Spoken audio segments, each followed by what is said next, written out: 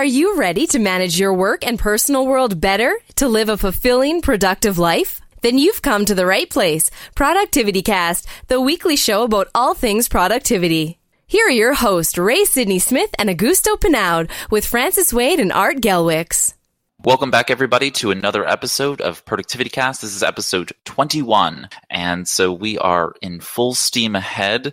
And how are you guys doing? How are you guys doing today?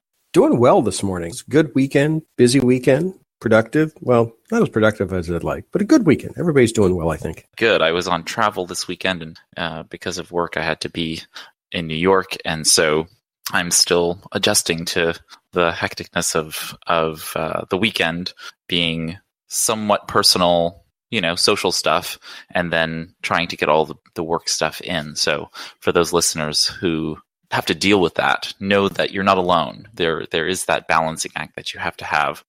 So in the news this past week, and by the time this is out and recording, it'll have been about a month, Trello has come out with a desktop application for the Mac. And so it's had mobile applications for quite some time now on iOS and Android, and has been a primarily web-based application.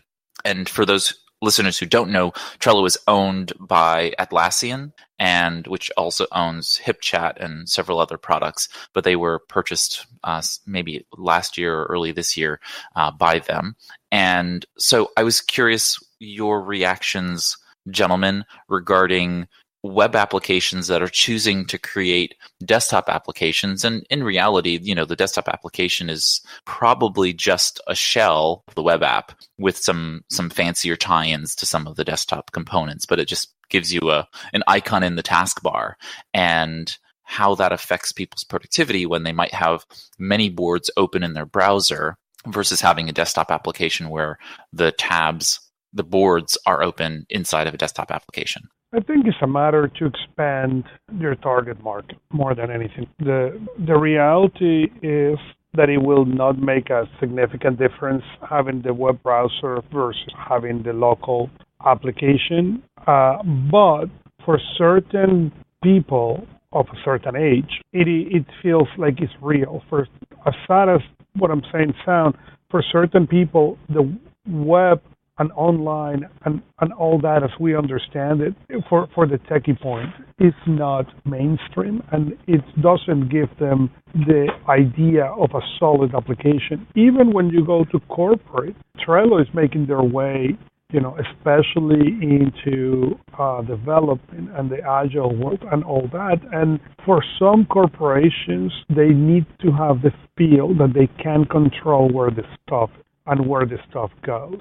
So giving them or giving the access to an actual application may give them a push into a corporate world where there is an impression that just online is not secure enough. I don't think it's going to add a whole lot to the individual user experience. I don't think the person sitting at his computer trying to be more productive is going to experience any mega boost in productivity as a result. I agree. I think it's with what Augusto said, I think it's for not marketing, but reasons of implementation. I think that's the primary. I imagine that's the primary driver, as opposed to really changing the user's experience. Yeah, I don't know that I totally agree with its being on the marketing side of the equation. With Atlassian having purchased Trello and their presence within the enterprise environment, having an application at the desktop level gives them a much more compelling footprint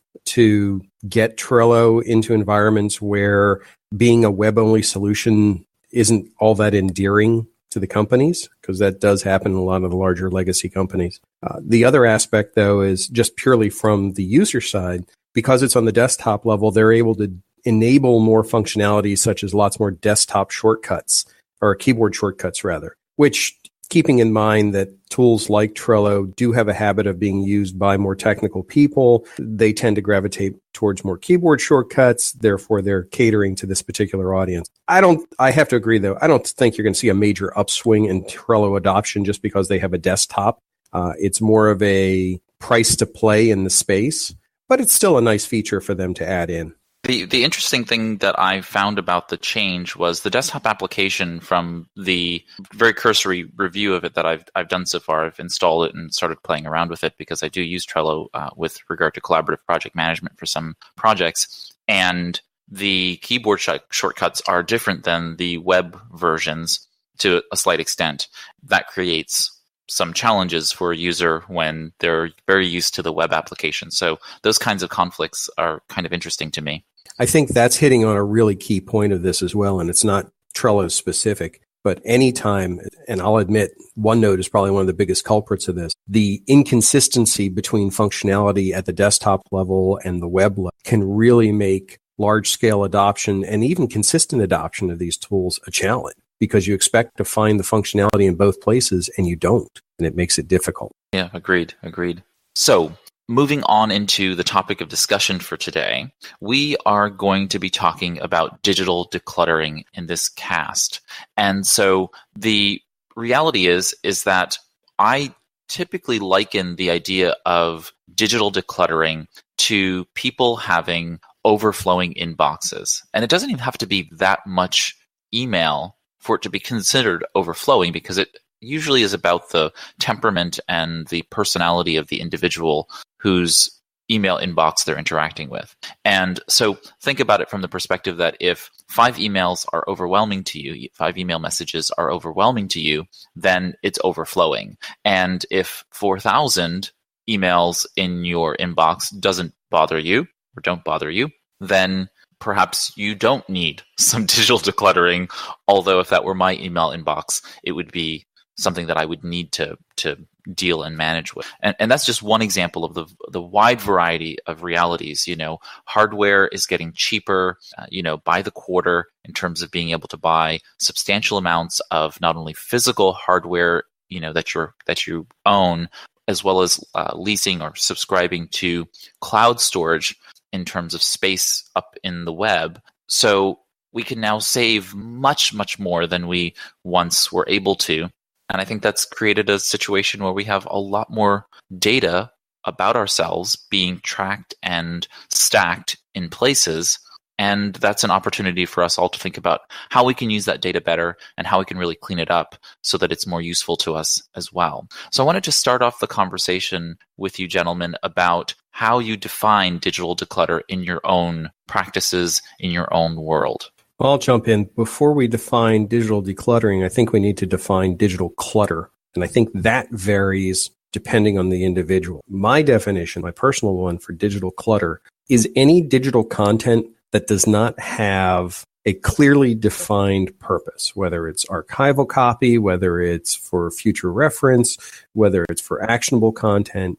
It's the stuff that just winds up being kept because we're able to keep it with no impact. There's no value attached to the information. It's just there because it's just as easy to hit archive or print to Google Drive as it is to think about it, process it, and delete it. I think I agree with that definition that you give. And I will add not only a purpose, but a place. I think one of the problems with how cheap is storage these days is that we not only lose the purpose, but we also lose the place. It used to be a time where hard drive on a computer was a really precious space. It's not anymore. Online space was precious. It's not anymore. And what happened with that is you not only don't have the purpose for what this digital file is, but you also have not a place. With a place, I mean a way to retrieve it if you really need it.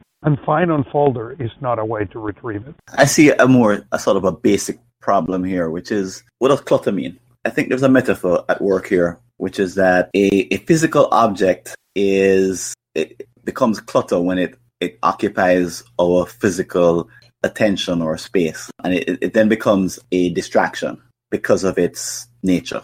But a file that is lying somewhere in my operating system or anywhere in my system that I created and then forgot about, that occupies, I don't know, 0.5 meg of memory. It exists in digital. It takes up bits and bytes, but I have a multi-terabyte storage facility in the cloud and on my laptop or wherever. The combination is huge. it's not causing the clutter that a piece of paper on my desk causes. I think there's a transition that we are everyone is struggling to make, which is the physical world, the physical metaphor of thinking of a digital object as cluttering. I don't think I think we're trying to think of it the same way we think of physical objects, and I don't think they're the same. I think if we make this transition to this new way of thinking, whatever it might be, I think it would clarify a lot of the way we think about digital objects. So I come at it from this sort of, I guess, philosophy that a digital object doesn't by itself cause clutter because it can't be found or it's hidden somewhere. I think there's something else at play here that's kind of different from the physical world. Well, let's parallel that for something to a second. If we think about volume of content and material, I don't think any of us look at a museum or a library as cluttered, although there's a massive amount of information available there and content and assets. We don't look at it as cluttered because there's an organized way to access all of it. If you think about an attic, you might think your attic is cluttered because if you go up there and look, it's hard to figure out where things are and what can you get to and how do you get to it when you need to it. So the term clutter really starts to apply not to physical or digital assets, but the lack of a organized way to interface with those items in a timely and a manner. I'll be honest with you, one of the pet peeves I have is that people's natural reaction to this is, I'll just keep everything and then use search. And that just drives me bonkers because that's trusting a automated system to do the organizational part of the equation that you should be handling. And I have a big challenge with that for people. How do you know you found everything? How do you know you're getting everything you need back? So when we look at clutter again, maybe you're right.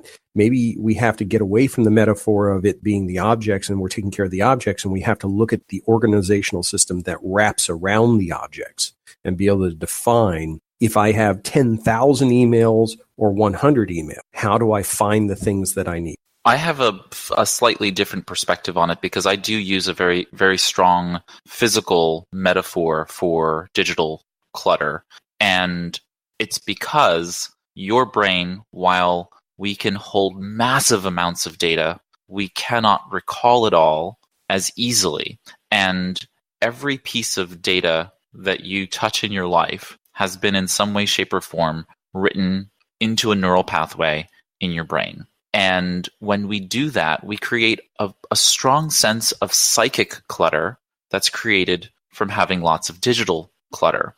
And that's because your brain can't tell the difference between a physical object and an object that it thinks of. We can imagine owning hundreds of thousands of things, millions of things potentially, and our brain sees them the same. So when we think about digital clutter, I think I agree on the premise here that we need to have a system for organizing, but we also have to have a mechanism for mental purging. That is, even if we don't get rid of the digital detritus, if you want to call it that, the clutter itself is actually an organizational problem. But I think we need to have a method for being able to help reduce the psychic overwhelm that happens when you see all of that data notwithstanding. So I think there's just, it's a complex web of the inputs and how much you actually are experiencing that data and how much friction actually happens in your life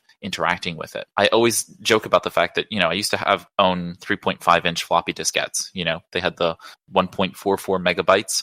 And at some point in my history, I could put all the data I had in my life on a 3.5 inch floppy diskette. And today, my phone probably holds 22,000, maybe 44,000 now micro floppies worth of data.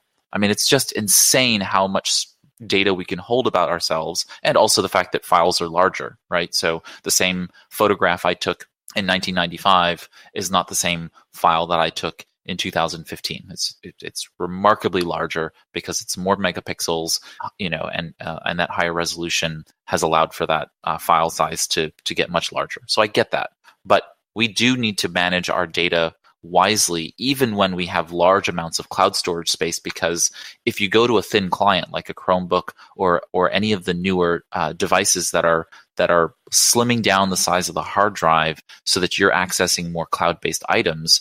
When you start to download lots of those databases locally for being able to, say, transfer and otherwise move around data, it becomes very, very difficult. I deal with this a lot with Evernote clients who have Evernote, and Evernote downloads, your entire notes database to your desktop. Most people can probably manage having an Evernote database in the couple of thousand, maybe 5,000-10,000 notes at the upper end to be able to manage most of their world. But people tend to keep pushing every piece of data into their system, and then they have this huge data store of useless data because they're not going to ever look at it again. And then they have a 40 gigabyte Evernote database, and moving that is a beast. So I just really feel there needs to be a stewardship. There needs to be some control there over your own data.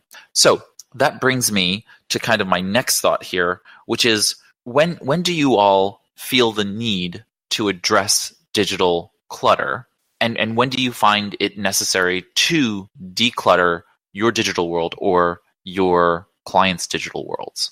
Well, from a client perspective, and I'll look at them first because it's a classic example of do as I say, not as I do. I recommend that they go through and establish a standard process of evaluation of content that's going into their system for retention, how it's being tagged, what's the taxonomy, and establish a schedule of going through and purging and archiving content that's not necessary. Now, granted, most enterprise clients have that for numerous reasons. They'll have for legal retention reasons, they'll have it for processing reasons, and in many cases, they'll have it for storage reasons too. They'll put storage caps in place. So from an enterprise standpoint, usually IT departments will establish a basic governance structure around what and how things will retain.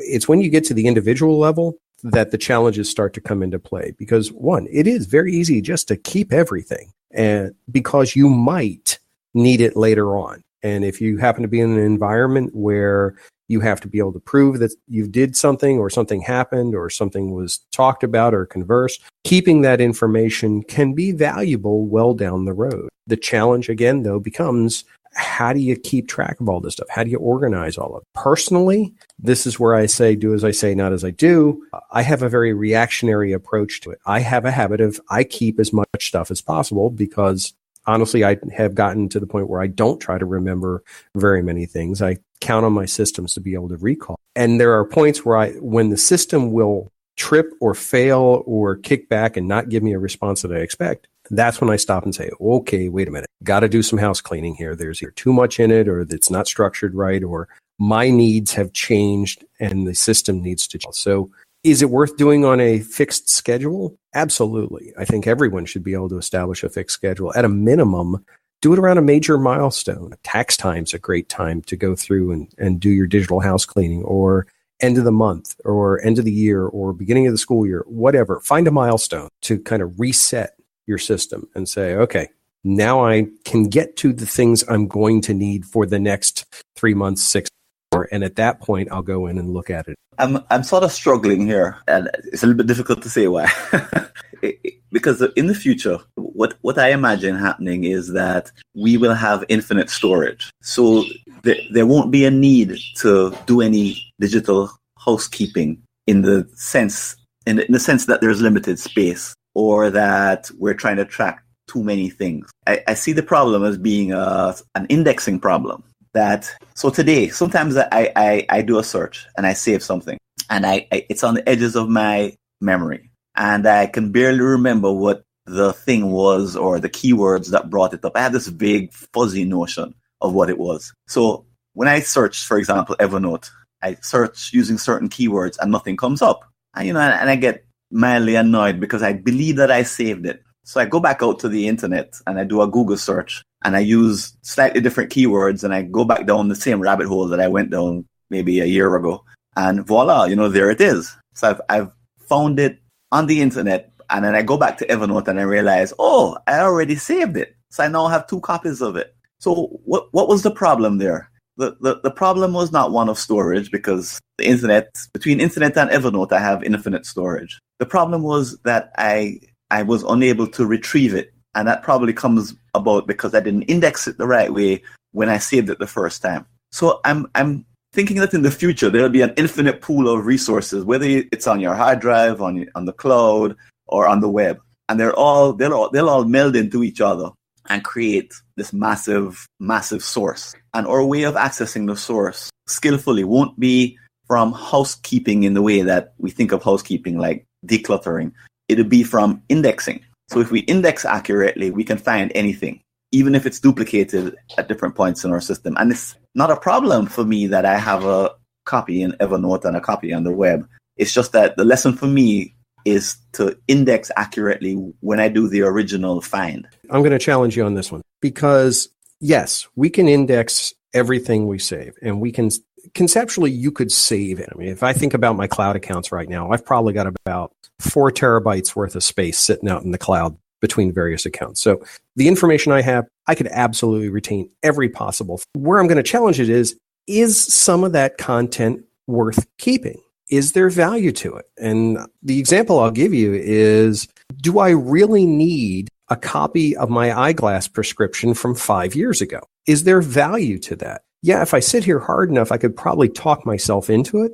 But what it really comes down to is I'm keeping it just because I can, not because I should, not because it does me any favors or delivers me any value. And that's where I push back on the cluttering idea. And I think Ray hit the term properly. It's mental clutter. We know this stuff is out there. We know that we've got copies of this stuff back so many versions. Even though we're not recalling it, we still know it's there. And we still have that kind of mental marker in our brain as to this stuff is out there. I don't know of anyone who is just storing stuff out there and has no idea that they stored it, just automatically populating content out into the cloud. You can trigger that. I've set up stuff like that with IFTTT, building rules, and then go back and see that I've got these massive collections of information that I never even looked at. And then I go, well, that's really cool, but why do I have this? This has no value for me. Could I find it again? Sure, I could find it through other channels. So I'm going to press back and say that, yes, it is technically capable to keep everything, but it's not valuable. And that goes back to, and I agree with what you just said 100%. It comes to the point that we can ever. As simple as that. You know, even the cost per terabyte is so low that you may be able to almost. The question is, one, for what purpose? And second, why? So, and it may be, I grew up in a household where parents, specifically my dad, will save anything because you don't know if you may need it tomorrow. And, you know, I'm talking from rusty nails to anything you guys can think. Plastic containers, mayo jars, anything. There was some point that my dad had 2 massive storage units so he could save all that junk. Okay? I wish to call it in a different way, but it is what it is. And it is the same, you know, there is, yes, it may be cheaper, yes, it may be simpler, yes, you don't need to go and clean it up once a year, but at the end of the day, it is the same kind of, we are saving things for the moment if we maybe need it. You know, we are not getting, and in the physical world is much simpler because, well, there is something that at the end of the day is going to be in the middle of, you know, your path, unless you do as my parents and then find a massive storage unit to put all that junk. But why is that you need, as you said, that prescription from 5 years ago? Or why do you need all these files? How much really of this reference you need to save? Or more importantly, you know, how easy will it be to find it again in case you actually need it? Because the problem is, in the same way we do with physical clutter, we have an incredible amount of data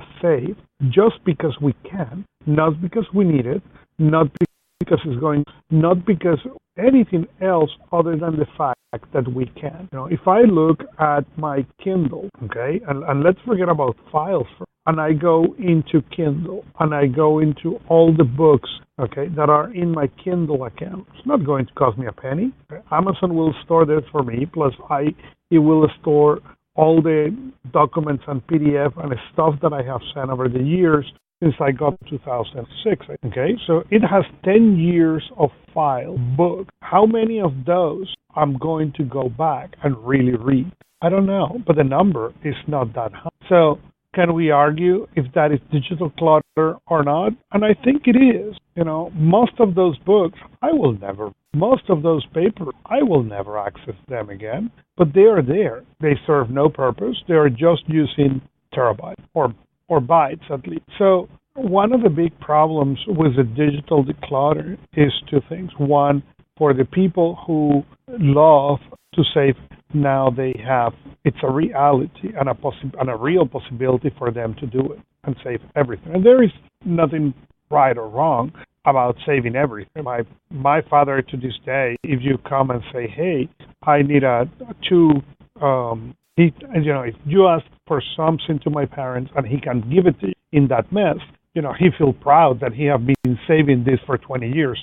And you see what I've been telling you? Now you can use it after 20 years of me saving this. And I'm looking at him like, yeah, but I could have solved that problem for $1 on the store and not storage this junk for 20 years. Okay.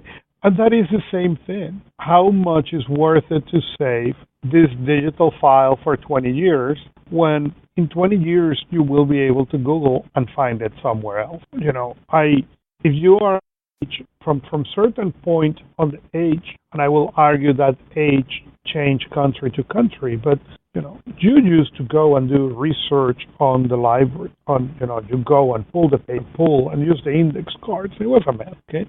If you ask many millennials today how they research, and even you go and tell them, hey, go and pick the encyclopedia, they will look at you and say, oh, you mean Wikipedia? They don't understand that. So the Encyclopedia Britannica, for example, my parents have it. We have every book of the Britannica up to 2003 or 4. Okay?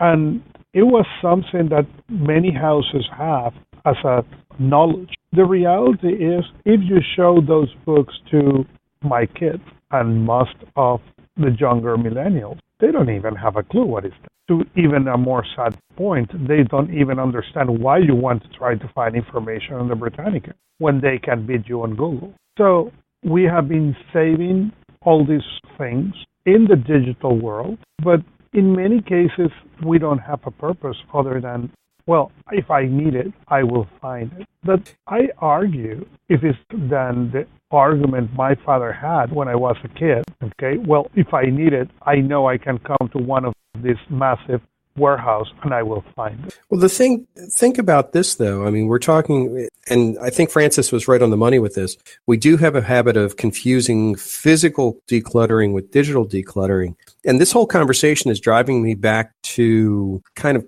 cannibalizing an idea that somebody else has put out for a different purpose. There's a gentleman by the name of Les Stroud who focuses on survival techniques, and they call him the Survivor Man. But he has this technique where it's an immediate assessment of what you're able to, what you have around you. You have 3 zones: what's immediate, what's on your person, what's in your immediate vicinity, and then what's outside that. If we take that same idea and apply that to digital content, we can work from the outside or from the inside out and say, okay, that first circle is everything that's critical to me. Personal information specifically related to me as an individual. That's that first circle. And how do I handle that set of information? How do I access it? How do I organize it? What do I need to keep? What can go?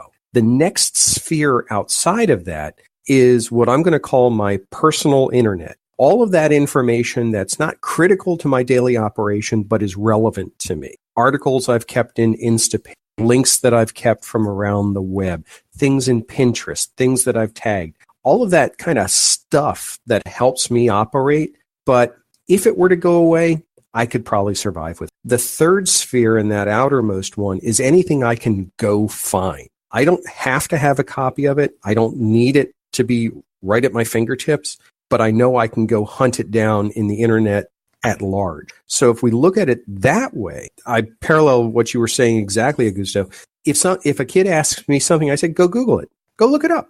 The same way I always got told growing up, well, go look it up in the library. Go find it. And I learned how to use the card catalog, and you learned how to use the encyclopedias. This is our encyclopedias and card catalog, being able to put together Boolean search terms so we're able to locate relevant and valuable content amongst all the flotsam and jetsam that's outside on the internet. That skill set is the equivalent of knowing how to use the Dewey Decimal System from our generation. But if we look at those three spheres and start to apply that kind of evaluation to all of our content, we can say, well, what sphere can this thing wind up in? Is it something that I absolutely have to be able to get to all the time? And maybe that 5-year-old optometry prescription does need to be in that innermost sphere. Maybe it doesn't. Maybe it can go out a sphere. Maybe it can just be parked someplace and I'll get to it when I need to get to it. Or maybe it's not something I need at all. So think about that mindset of I'm going to keep it because I might need it.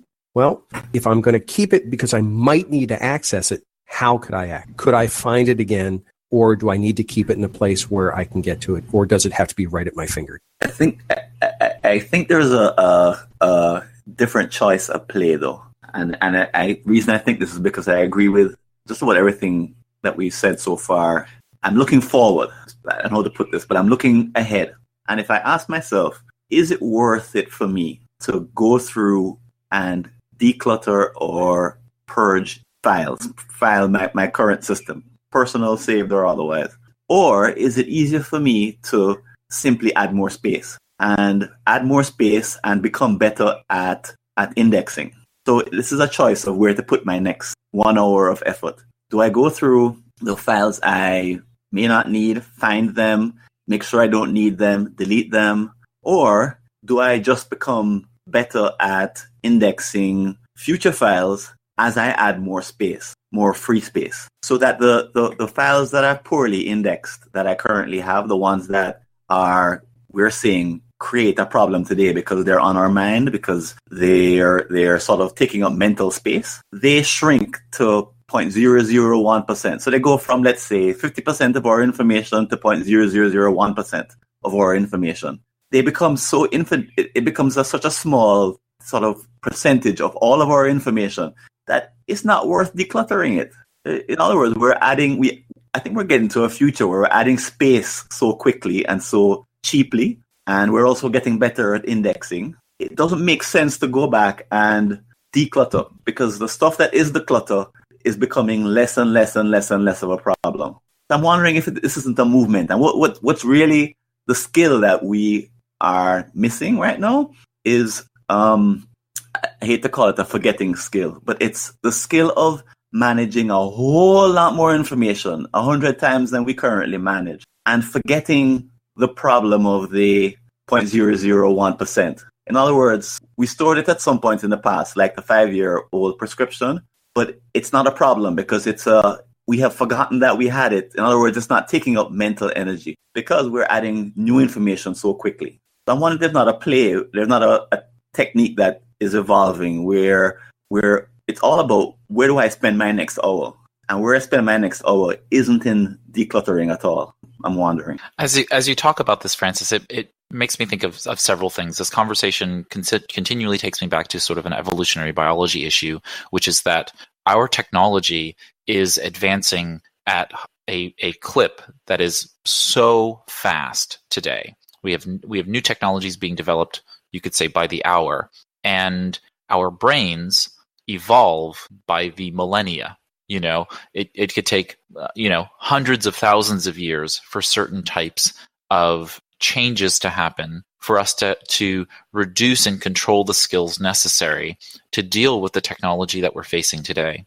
And that's where I have the biggest challenge. I don't think I'm against what you're talking about. It's that I struggle with the idea, is the human race, is our species, are our brains developed enough to be able to deal with, for example, the idea of being able to have reference material in one conscious area of our prefrontal cortex, meaning making a decision about that reference data and doing other prefrontal cortex processing at the same time about another piece of datum. So the reality is today that's not possible. We subrogate the routine of thinking about driving to our more automatic functions, what people would consider sort of muscle memory, to be able to think about oh, I want to change the station on the radio. Well, those are two different parts of your brain activated. Yes, that means your brain can multitask, but not in the way we think about it, right? So the idea of being able to index a large database of data, it continues to challenge me in how we as humans deal with the fact that technology, yes, can do this very, very quickly because computers are designed for clicking out ones and zeros. We are not designed that way. We are emotional creatures first, logical creatures second, and our logical parts are the newest parts of our brain and still developing.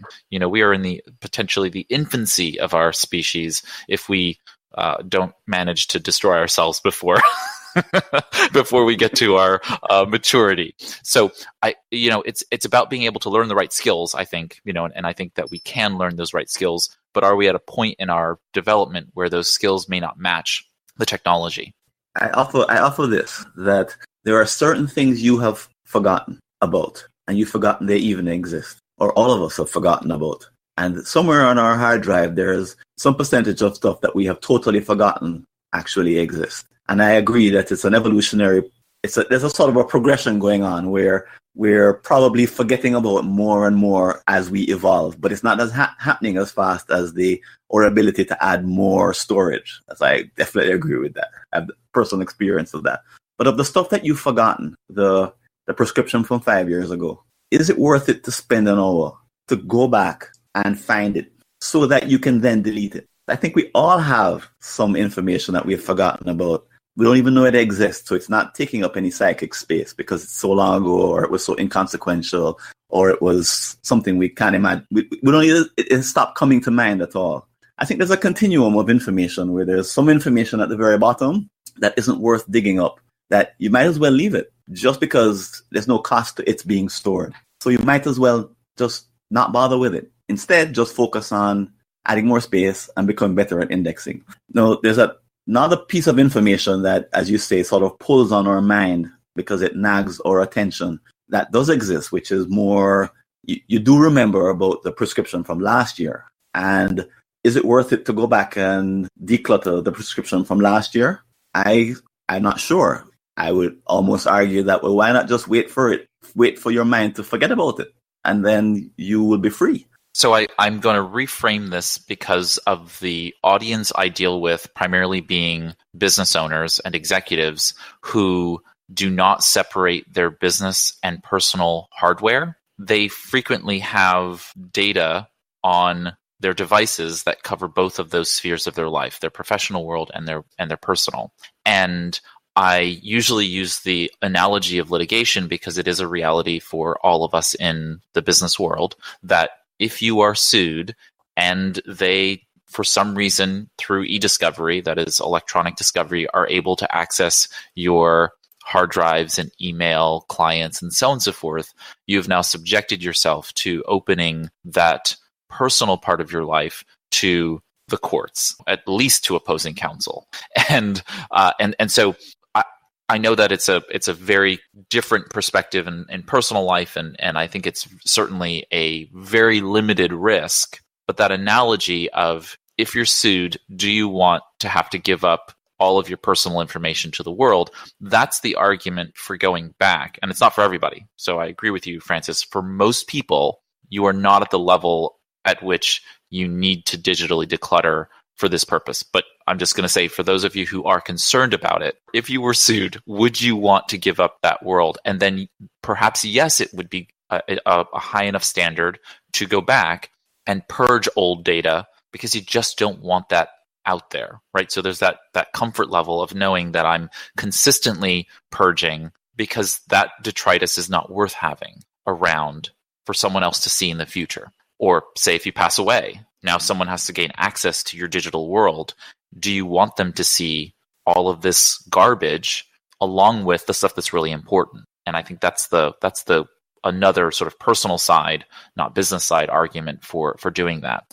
I want to move the conversation toward we recognize many different metrics for being able to decide what those things are. And I think Art gave one flavor of being able to deal with different buckets. I tend to think about things as assessing the data you currently have that is now non-actionable data, therefore majority reference.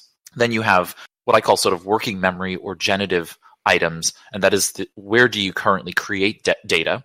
And then finally, you need to assess where others are currently creating data for you, which are typically input spaces. That could be email inboxes as well as other kinds of spaces where your voicemail, if you receive voicemail messages and text messages and Facebook Messenger and WhatsApp and so on and so forth.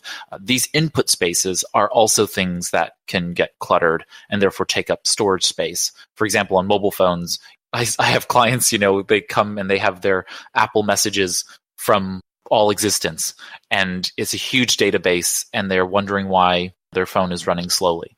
So being able to purge the back data gives them access to more space on a limited hard drive. So how do we give some tools and processes to listeners when they want to digitally declutter?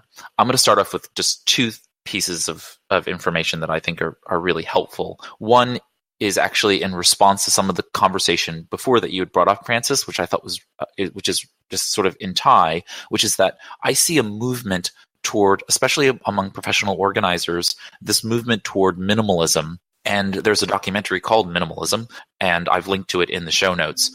And so I feel like there's a counter-revolution, or maybe it's just a revolution, that is because we are and have been in America so focused on materialism. Capitalism and materialism seem to go hand in hand. I'm not quite sure whether that's totally the case, but it seems to be very prevalent. And so this minimalism concept has really, really taken off. The second tool that I wanted to offer is something called OTIXO. And I wonder if you gentlemen also use a tool like this. But OTIXO, again, I've linked to it in the show notes, is a tool that allows you to connect your cloud storage services to each other. You can move things among each other, but I actually don't use it for that. I use it for the ability to search across cloud storage. So anyone who knows me knows that I use Evernote and I use Google products. So Google Drive is my long-term storage. Evernote is for that middle ground between direct productivity tools where I'm using a productivity suite like Google Documents, where I'm generating email, where I would obviously not use Evernote for email because that doesn't make any sense. It's not an email client. I wouldn't use it as a calendar because it's not a calendar software. Evernote fits that gap. It fills in the blanks between that which is a specific tool and that which is long-term storage. OTIXO, as well as a number of other services, multi-cloud, and so on and so forth, allow you to search across many different cloud storage solutions. But the more important fact here is that you can then streamline the folder structure of your systems. So I fully advocate having your email folders, or in the case of Gmail, your labels matching the folder structure that you have in your life. In your desktop storage, so whether it's in My Documents or in a directory you have in your system, your cloud storage, whether that's Google Drive, Dropbox, or OneDrive, or otherwise, you should have the same set of few folders at the highest level of the hierarchy. You can have as many subfolders, but the fewest folders as you can at that highest level. And that gives you more control over the system that Francis is kind of talking about, although you can still do a lot of digital decluttering. But I like the idea of being able to search across the entire system using one tool. OTIXO has a fairly oldish looking, it's not a very pretty user interface, I'll admit, but it works. You can generally find what you need across many different systems when you're like, oh, you know what? I know I saved this PDF somewhere. Where is it? And it can allow you to go ahead and search across those. But I've stopped believing in folders as the best solution. I think tagging is pretty superior. But Google Drive doesn't have tagging. That's kind of I agree with you. I agree with you. But I believe in a universal tagging system that should be developed.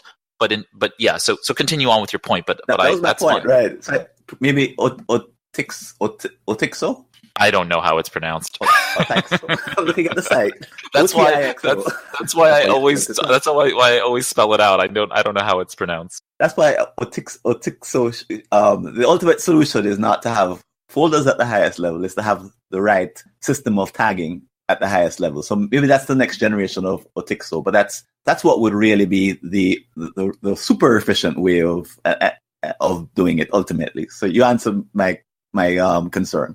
And I fully agree. I mean, that's the reason in something like Evernote or other kinds of programs, I fully support the idea of a tagging system over a folder system, except that the highest level hierarchy of Evernote is a notebook system. The notebook hierarchy is the primary, structure system. And we all need, I believe, this kind of separation of our worlds. I liken this to the Chinese bagua, the concept of the 8-part diagram where you separate your different parts of your life, whether that be your health and finances and family life and other areas of your life. I think those big chunks are really helpful for separation. And then the connector, the tag, meaning that something can sit in two different in one bucket, one big higher level bucket, but still be tagged secondary. So since we've been using this prescription throughout the episode, prescription might go into health, although I might also tag it with finance because it's associated with me paying a medical bill, right? Or it might be associated with some other part of my life. So if I received a medical bill, I would tag that as finances and maybe put that into my health folder. And now I'm capable of relating it in 3 dimensions instead of just that 2-dimensional concept. Well, a folder is just the primary tag, right? Correct. It's a primary key, right? If you want to think about it that way. And evolutionary wise, as you made the point earlier, we're just used to thinking in terms of physical objects and folders. We're not to the point where we can tag everything and feel comfortable. And believe me, I'm in that group also. I have lots of folders and that kind of structure. It's just that in the future, or kids won't even think in terms of high level folders. They'll think in terms of primary tags, and they'll be totally comfortable slipping between one tag and the next at the primary level. And they'll have the same benefit that we have. They'll have a greater benefit than we have from using folders. It's just an evolutionary sort of leftover bit that hasn't caught up yet, I think. What I want to offer here is that remarkably, humans are ontological powerhouses. Yet for some reason, the vestiges of the brain's ability to write stronger neuronal pathways, that's what actually is what creates stronger memories and stronger ties to things. So it's actually the way in which we learn that is the function that actually competes with the idea of an ontological approach, what you're talking about in terms of a taxonomy approach to thinking about the world. Our brains strengthen the ones we use. We dominate and lend toward the primary key always, because the more we use it, the stronger it gets. And the brain naturally prejudices toward the ones we use. So we would have to change the way we think about things so that we're able to switch gears much more quickly and readily to think about all of the various options of context. I'm going to play the old man Luddite. There's 2 reasons why we will not get away from folders anytime soon. And yes, I'm a big advocate of tagging and everything else, and I think that's great. Actually, there's 3 reasons. One, you've already said. Most systems don't support it. OneDrive doesn't support it. Google Drive doesn't. So until that becomes a ubiquitous capability, tagging it is just not something that we're going to be doing on a daily basis. But second, what's the icon that is used to organize things in almost all systems? From a visual user interface, it's a folder. And as soon as that icon there is pictured there as a folder, immediately that's what people start thinking of. I'm going to put stuff in a folder. Third, it's the contextual relationship to the physical world around it. You go to a file cabinet, you open the drawer, what are in there? Folders. That's how you're thinking about organizing physical assets. And for 95% of the population, that's how they're going to translate it to the digital world. Is that right or wrong? It's wrong if you look at it from the taxonomy standpoint and all the digital recommendations. But when it comes down to basic human behavior, people are going to think about buckets and folders and boxes to put things. And when they can't find things across those buckets and folders and boxes, what do? They use search. So between the two of them, how do you get this stuff organized? Personally, I can live with folders to a certain level. I mean, I have tons of them. It's a way of organizing from a hierarchical structure down through different things. But there's two things that you have to keep in mind. One, you can move things around from folder to folder. And two, you can rely on things like search to find things when you can't remember what folder something in. Is either one a best case scenario? No. But then again, neither is tagging. I mean, until there's a universal tagging structure, and I hate to say it, Ray, but we're never going to see that, because every time you have a standard, and we, like the XKCD cartoon, we've got 14 standards. We need to define a standard. Now we have 15 standards. It'll never be ubiquitous. You have to define it for yourself, whether it's consistent naming convention, whether it's file organization structure, whether it's relying on search. You have to think about it. How would you go and look for that particular asset and then put things in those places where you're able to recall them? I wish there was an easy way to say that this is the structure that will work for everybody, but the only time that applies is in an enterprise environment where they can fire you for not using it. Daily life, you can't fire yourself. So you can change, you can fudge, you can move things around, you can adapt or blow it up. The best way you can do it is the one that's going to be relative to. But I don't want us to go too far down a path of saying, hey, there's this real high-level thinking approach that will solve the problem, because I think we get people off the track of saying, you know what? Today, when you think about the things you need to find, you need to put stuff in places where you're going to be able. And if that happens to be folders in the system you're using, then use folders. I'm not going to judge you. Right, especially where there is absence of folders. I think that's appropriate. What I tend to tell people is that most systems have some kind of primary container. So why not make it purposeful? That's my argument, is that if you're going to have notebooks in Evernote or folders in OneDrive or Dropbox or other tools, then they need to be purposeful, and they need to be fewer than more, because really, the more folders you have, the more time it takes to file things, the less likely it means that you're going to file them. And that means the less likely you're going to be able to find them when the bucket itself is not helpful enough with regard to search, right? So I always search within a notebook, right? I never do a blanket search of Evernote. That doesn't make any sense to me, the idea of searching across the entire system, because, well, there was a notebook and I put it in a category in my world. Why would it be in another category unless I misfiled it? And that gets me near 98 to 99% accuracy in my search. Well, it's again, when we start to look at from a software design standpoint, and this is where I don't want to criticize anybody about their systems, but I'm going to jump up and down on software designers. Consistency of functionality. OneNote, again, is a great culprit for this. My favorite tool, but it's a great culprit, because at the desktop level, you can have 40, 50 notebooks open. They're all individual OneNote files, and you can search across them if you really want to, but you can't do that on the web. You can have the notebooks open, but you can't search within them across them. So this is a behavior that you may practice on the desktop, but it can't carry over into the alternative platform. So you have to think about what's the lowest common denominator of me being able to retrieve this information.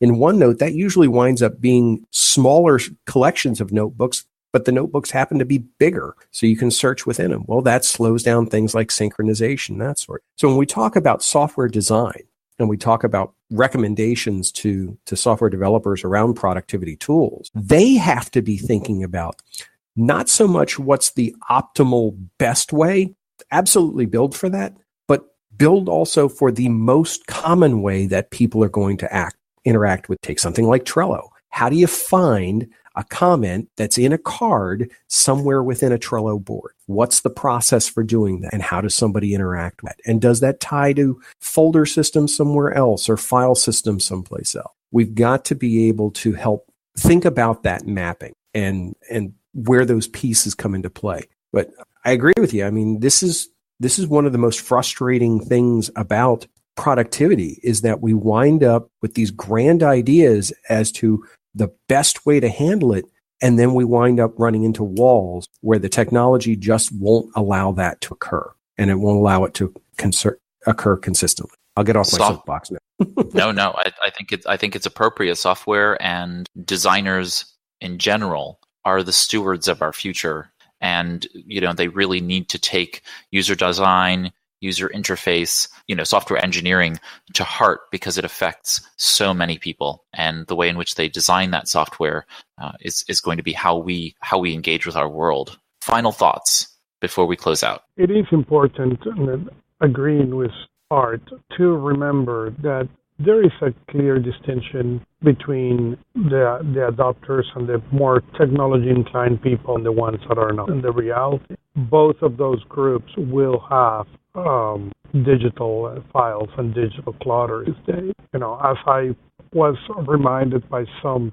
somebody many years ago, as I was talking about iPad only, this person told me and said, well, that's fine and dandy, but remember that most people who listen to you and talk to you and work with you are stuck on a Windows machine, in cases, because that's where their day-to-day computer is and that's where they live. In the same way, most people, what they understand is that same physical folder structure that they have seen or they see at work and they have seen for many years. So the challenge, we all agree that the cost has come to zero or close to zero on what you can store and what you cannot. So if what worked for you is to keep that same structure, fine. Just make it so the resistance to organize and file stuff goes really, as low as possible. I remember years ago when I read out of the Getting Things Done book,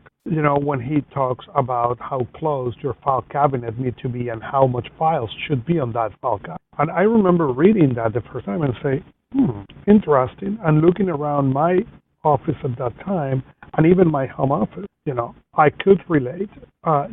Soon after that, we moved, and then the only place to put my file cabinet was far from where it fit. And what happened was immediately my paper files start getting up and getting, stacked, mostly because that was not now an easy thing to do. I needed to stand up, get to the file cabinet, find the thing. And then what happened was I stopped. So eventually I obviously reorganized the office so the desk could really get to the right point. But it's happened still the same thing with the digital files. If your digital system is not easy to access, simple to remember, and with enough detail without needed to be cumbersome, what's going to happen is you are going to sort everything on a file called miscellaneous, that then instead of being useful, it's going to be problematic for you in the long run. That's one thing we can leave everybody with, is you should never have a folder or a notebook or a tag called miscellaneous. Miscellany is the enemy of productivity. That's the kitchen junk drawer. There you go. Well, thank you, everybody. This has been a wonderful Productivity Cast, the weekly show of all things productivity. I'm Ray Sidney Smith, and I'm here with Augusto Pinaud, Francis Wade, and Art Gelwicks. Thank you guys for joining me here on this cast. Thank you very much, guys. Thank you. Thank you. Here's to your productive life. That's it for this Productivity Cast, the weekly show about all things productivity, with your hosts, Ray Sidney Smith and Augusto Pinaud, with Francis Wade and Art Gelwicks.